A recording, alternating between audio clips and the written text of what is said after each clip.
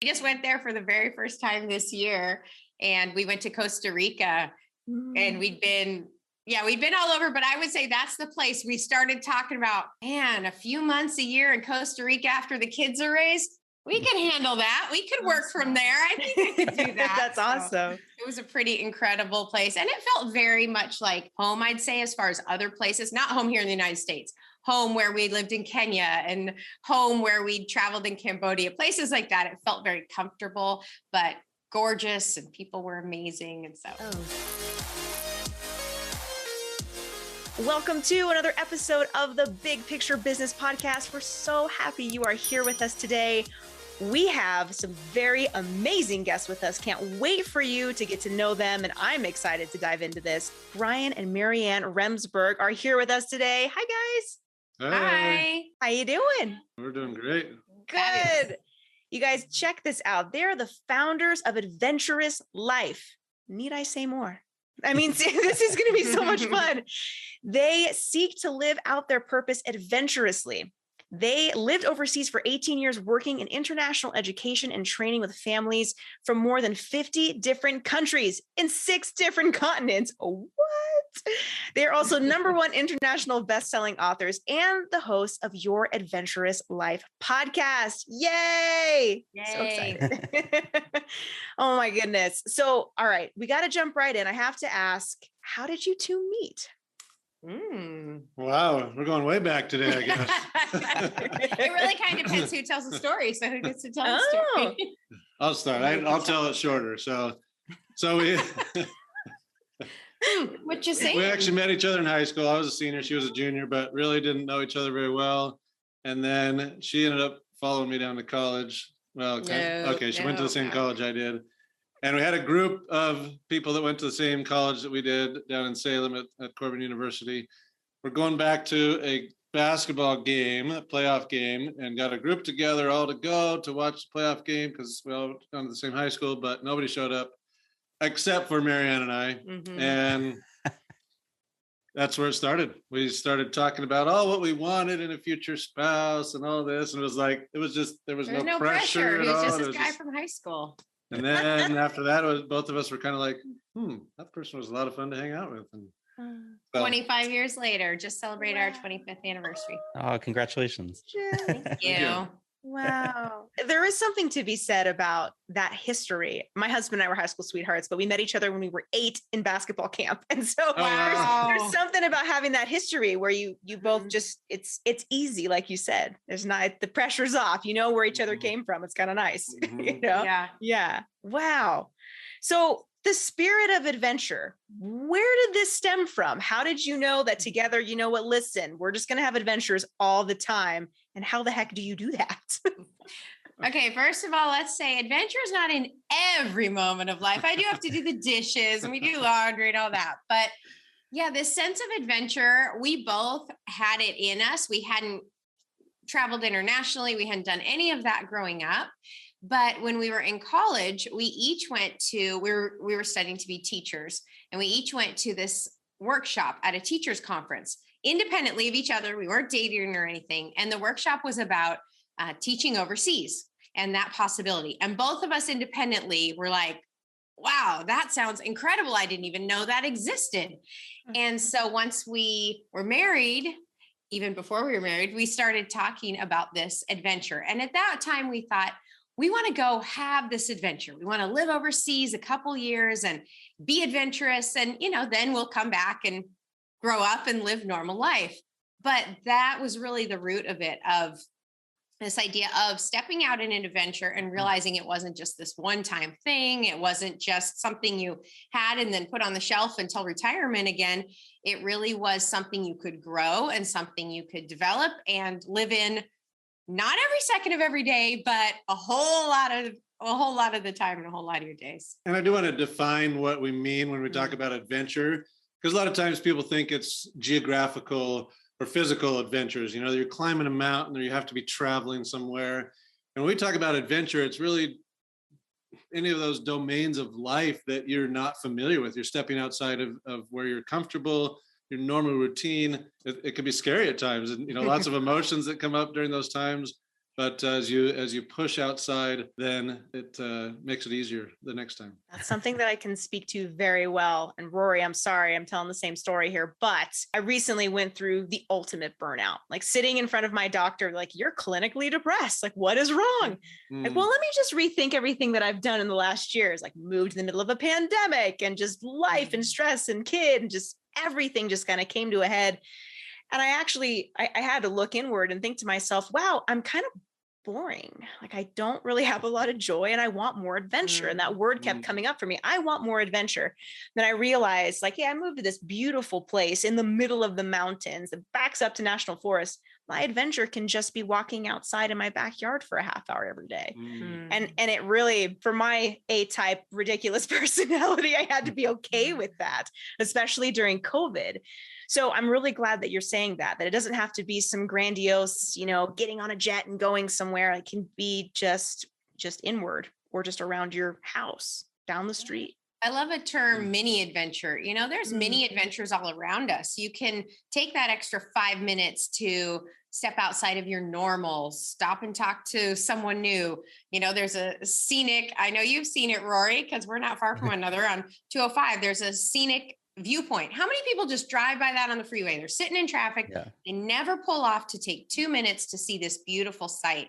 So taking time for those mini adventures in life can, like you're saying, Dominica, just battle against just the monotony and the frustration that comes with what can be really challenging. And what has been extremely challenging during COVID is grabbing onto those little moments. And then sometimes you get those big moments where it's like, oh, that was the big adventure I was looking for. But that's not every day. So because life is so much in the mindset, and by changing up our routine, it can open our eyes and really change our perspective, and not just, like you said, you're just driving. It's like you forget what life's about sometimes when you do that, and not just pause or step off your normal path. Yeah. So is it important then to plan your adventures into your everyday life then? I would definitely say it's both. I think, and you can answer this what you think, but yeah, I think there is some planning that goes into it, because otherwise life is busy. You got kids, you got work, you have all these things coming at you. So there is a scheduled in time.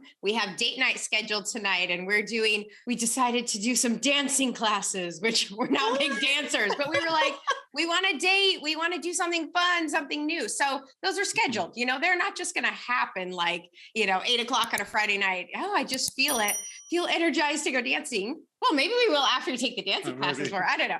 But we schedule those in. But at the same time, there's so many opportunities that you can't really anticipate. And you have to have that mindset ready for, I'm open to what's coming at me. I'm open for something new. I'm open to pause a little, like Brian's saying, and have the adventure. So I think it's both. I think you have to be ready for both.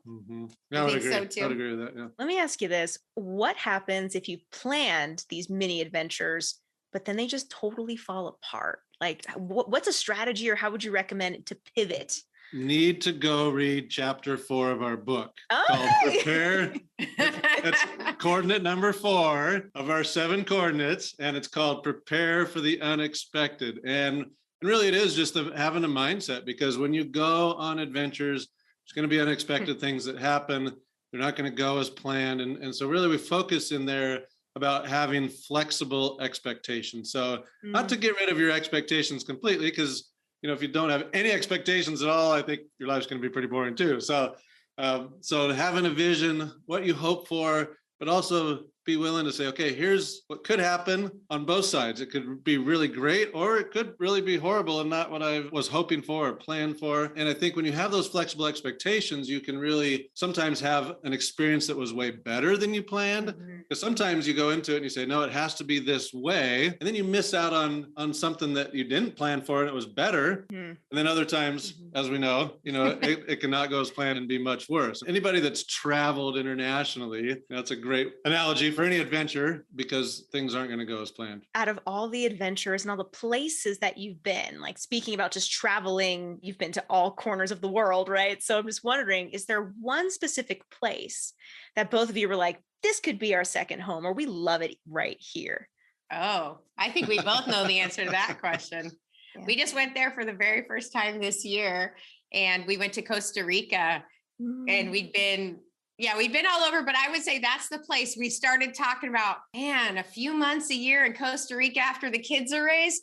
We can handle that. We could work from there. I think I could do that. That's awesome. It was a pretty incredible place. And it felt very much like home, I'd say, as far as other places, not home here in the United States, home where we lived in Kenya and home where we traveled in Cambodia, places like that. It felt very comfortable, but gorgeous, and people were amazing. And so that's a place you might find us in a few years. We might be coaching people right on the beach of Costa Rica. Nice. Sign me up. A nice window with the beach right behind us.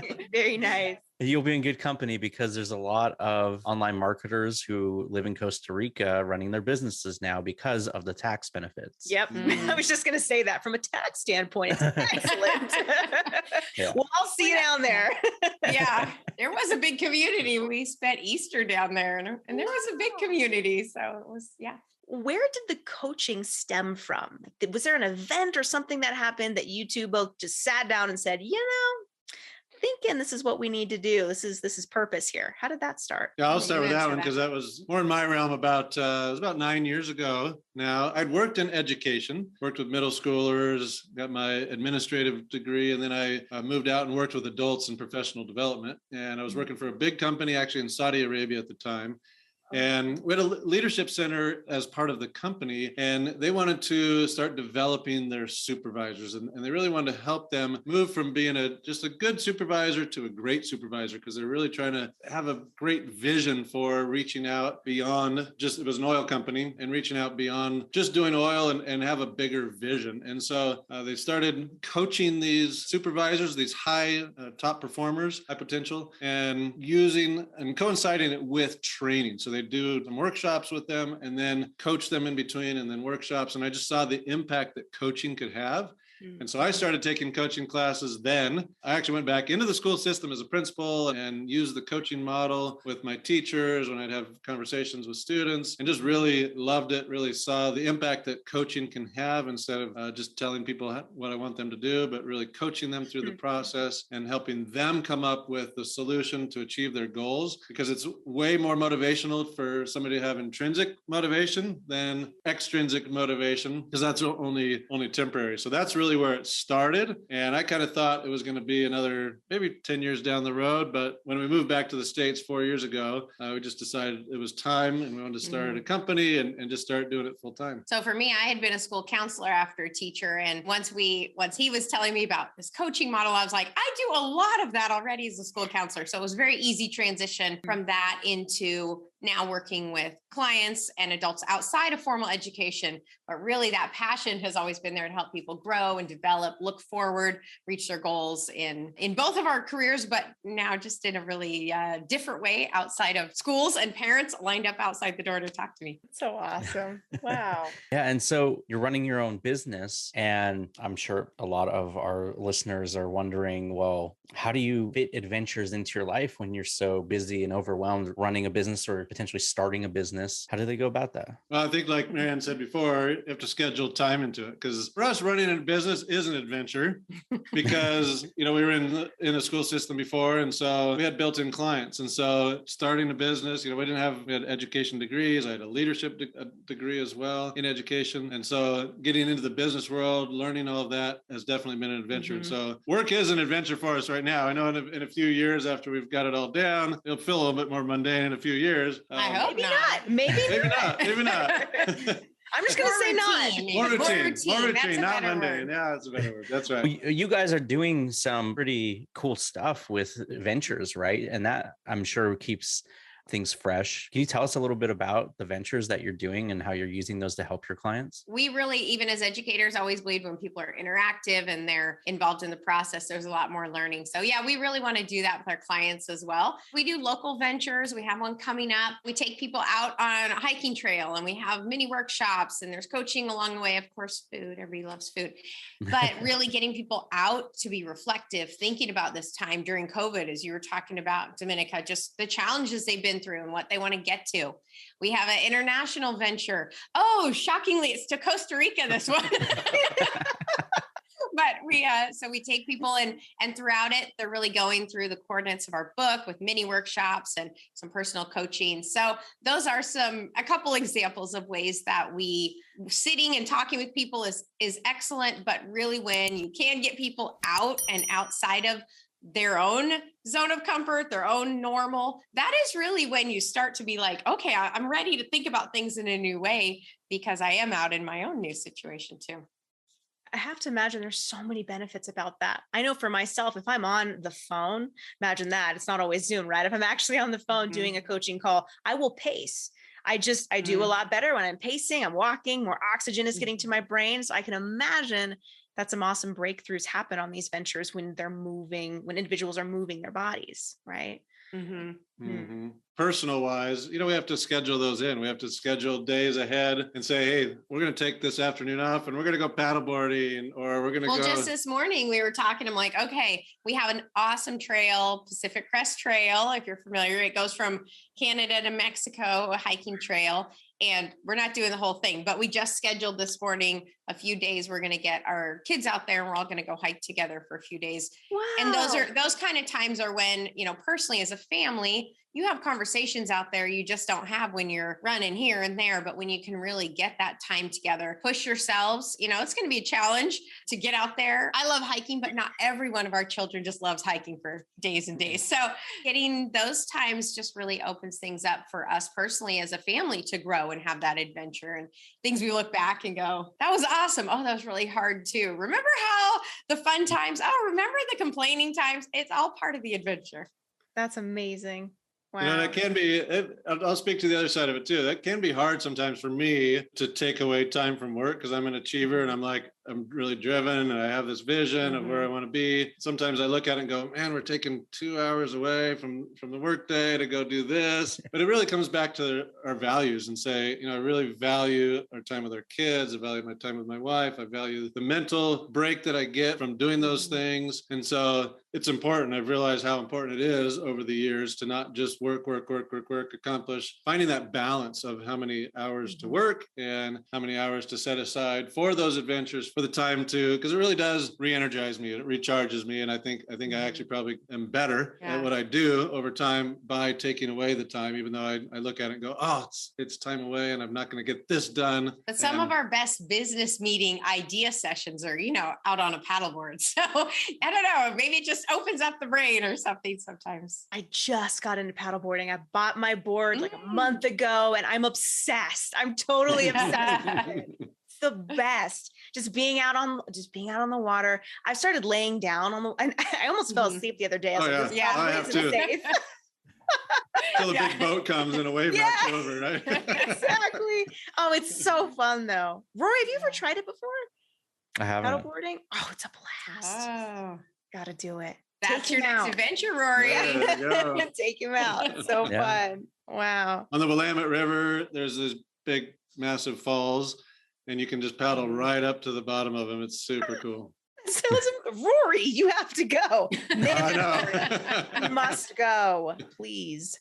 It's like my favorite place to go paddleboarding. It's right here. So it's awesome. Or Rory, when I come visit you, then we got to venture out. We'll all go. There you go. It's a plan.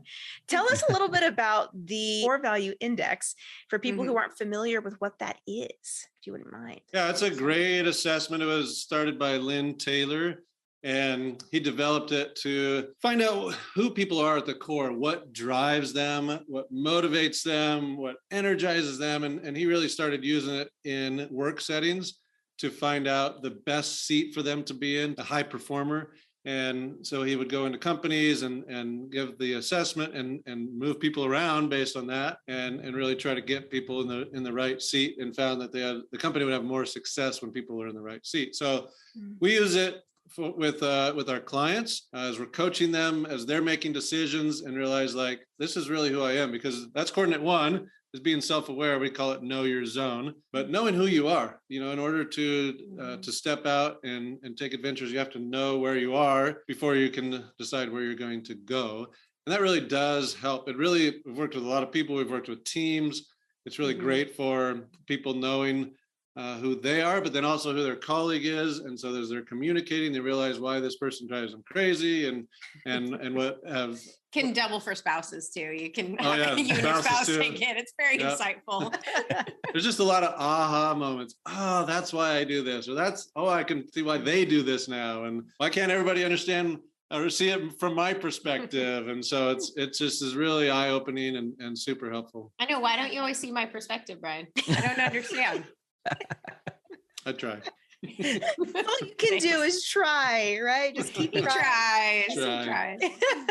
Assessments like that are absolute gold. I've been using the Enneagram with my team, and just to be able to identify and realizing like, oh, my team leaders, I totally messed up when I was picking who was going where and what was happening. It's fascinating to get that information, and everyone can work in such better harmony when we have those tools. So that's an awesome one. That's great.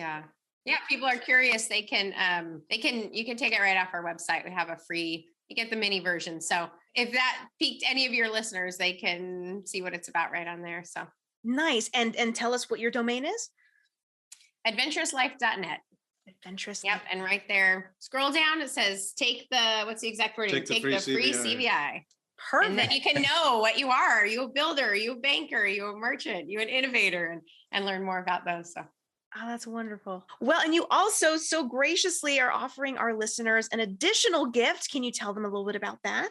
Yeah, so we have a book called Your Adventurous Life Awaits, and you can find it on Amazon. We have a website you can go to, but we're going to offer it to our listeners today, a free digital version that they can get along with the free digital version of the workbook.